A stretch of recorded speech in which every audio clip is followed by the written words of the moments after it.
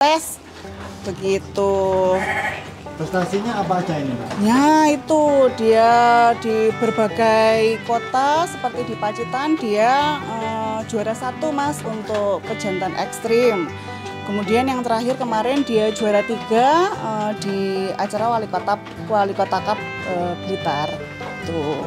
Nah ya. Ini bobot berapa ini? Ya terakhir di kontes kemarin yang di Kota Blitar itu bobotnya 145. Wah, 145. Iya.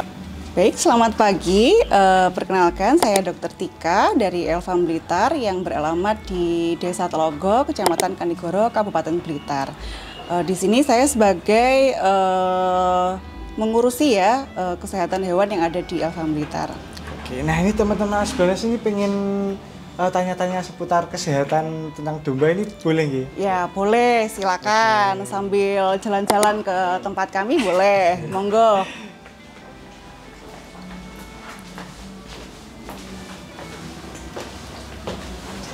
Kita sistemnya per kamar-kamar gini Mas. Nah, Dewa ada tamu. Berdiri. Dewa ada tamu. Dewa, ayo. Oh, ini berdiri. Dewa, Mbak, namanya, Iya. Ini pejantan F1 Cross Dorper Mas yang biasanya kami ajak untuk jalan-jalan kontes. Begitu. Prestasinya apa aja ini, Mbak? Ya itu dia di berbagai kota seperti di Pacitan dia juara 1 Mas untuk pejantan ekstrim. Kemudian yang terakhir kemarin dia juara 3 di acara Wali Kota Cup Blitar. Tuh. Dewa capek ini kayaknya Mas ya, habis makan soalnya. Ya, jadi layah-layah ya Nak ya.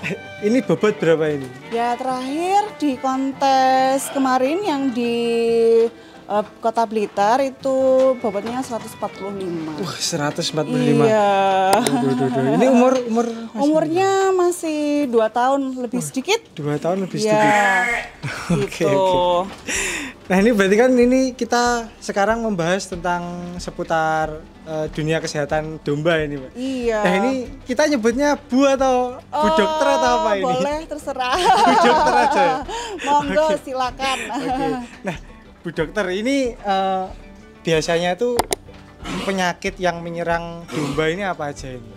Sebenarnya kalau penyakit yang menyerang domba banyak ya Mas. Domba itu bisa kena kembung atau timpani, terus kemudian domba juga bisa terkena skabies, terus kemudian domba juga bisa secara teknis itu juga dia bisa terkena luka ya, atau mungkin karena teknis adanya kandang yang tempatnya kan kayu-kayu, biasanya memang ada yang los gitu ya, pakunya lepas tuh biasanya dia ada rasa kejengklok atau keblowok ya istilahnya Mas, kalau orang Blitar keblowok begitu.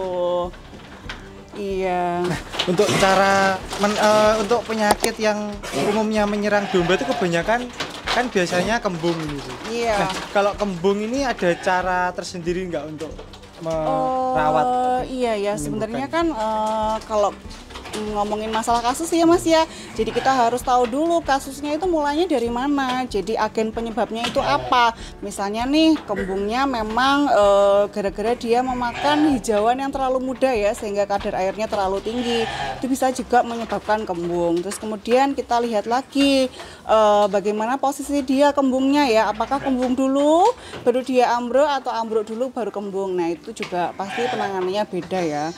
Yang jelas untuk kembung sendiri sebenarnya sudah ada banyak sekali pilihan obat ya yang disediakan oleh pabrik-pabrik obat ya, dengan merek dagang yang bermacam-macam ya. Dia sudah punya kode atau tulisan bahwa obatnya adalah obat untuk kembung. Kemudian jangan lupa berikan suportif juga ya untuk anti nyeri, juga vitamin, supaya si domba juga secara alamiah bisa untuk melawan sakitnya sendiri begitu. Nah, ini untuk perawatan domba pejantan dengan betina ini sama atau berbeda ini? Sebenarnya kalau misalnya untuk pakan di sini tuh sama ya, dia wajib makan yang disediakan oleh kita ya, terdiri dari hijauan dan konsentrat. Kemudian untuk pejantan dan betina di sini wajib cukur bulu dan mandi ya, karena ya itu tadi ya, untuk cukur bulu sendiri juga bagus atau merupakan salah satu manajemen atau SOP yang kita terapkan supaya si domba tadi terhindar dari adanya penyakit parasit Mas, yang seperti kutu, ginjal, seperti itu. Mbak, terus untuk kalau cukur dan mandi itu yang baik seminggu berapa kali atau sebulan berapa kali? Sebenarnya nggak seperti manusia ya, karena dia kan kalau di kandang ini nggak seberapa kotor ya Mas ya. Jadi biasanya kita lakukan itu melihat kondisi si dombanya sendiri. Kalau misalnya rambutnya atau bulunya itu sudah tebal ya, berarti sudah waktunya mandi dan cukur, seperti itu. Jangan lupa saat mandi dan cukur itu kita sesuaikan dengan kondisi yang ada di lingkungannya ya, karena setelah mandi atau cukur itu diwajibkan untuk dede ya Mas, atau berjemur seperti itu. Karena kalau misalnya dalam kondisi basah terus kemudian dia tetap ada di dalam kandang, itu bisa memicu jamur ya pada kulitnya si domba gitu. Nah ini tips untuk peternak pemula ini Bu. Nah kalau kan ini peternak pemula misal punya betina ini yang bunting dan mau melahirkan. Nah ini tipsnya untuk melahirkan ini apa ini Bu? Oh begitu ya, kalau untuk betina kita jaga asupan nutrisinya ya.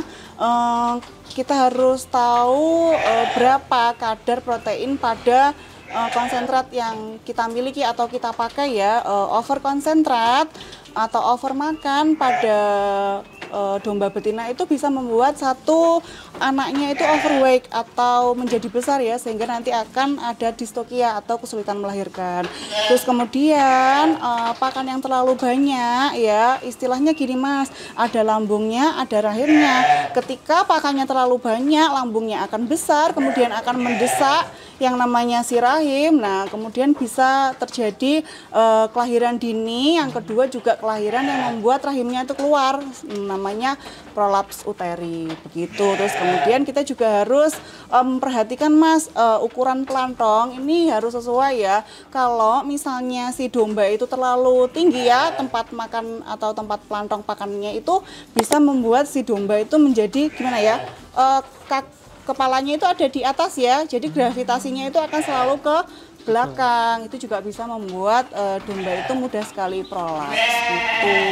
Atau kalau misalnya bahasanya orang Blitar apa ya, broyong. Broyong, betul begitu. Nah kalau ini sesudah melahirkan itu tips untuk perawatannya seperti apa ini? Ya, kalau setelah melahirkan memang domba-domba ya secara alamiah dia bisa melahirkan sendiri ya, bisa melahirkan sendiri, terus kemudian memotong plasentanya sendiri, terus bisa ngopeni ya, kasarane jilat-jilati anaknya sendiri. Cuman ada beberapa ya, karena memang pejantan kami itu pejantannya besar ya, dengan ukuran betina yang berbeda-beda juga, sehingga biasanya harus ada bantuan ya, misalnya adanya kesulitan melahirkan atau biasanya ada yang keluar kakinya dulu atau kepalanya dulu yang tidak sesuai ya. Kalau normalnya kan kaki dua, terus kemudian sama kepala ya. Kalau misalnya ada yang cuman kakinya satu, nah itu harus direposisi dulu ya. Terus kemudian jangan lupa dibersihkan dulu untuk jalan nafasnya si cempe, supaya dia tidak terjadi kesulitan pernafasan. Terus kemudian biarkan si induk menjilati anaknya sendiri ya, supaya terjadi bonding.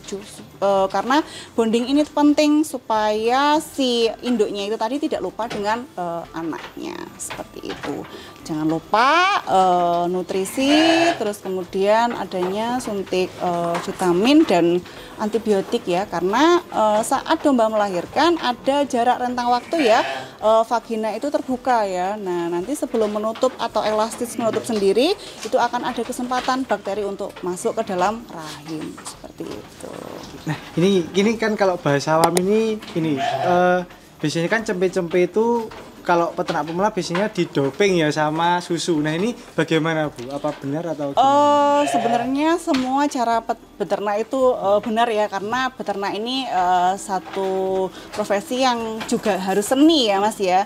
Tapi kalau kami selama tidak ada masalah pada induknya, kalau kami di sini membiarkan cempe itu menyusu kepada induknya, walaupun cempenya mungkin 2 ya, tapi dengan asupan nutrisi yang bagus, insya Allah susunya tetap aman dan cukup untuk kedua cempenya gitu ya.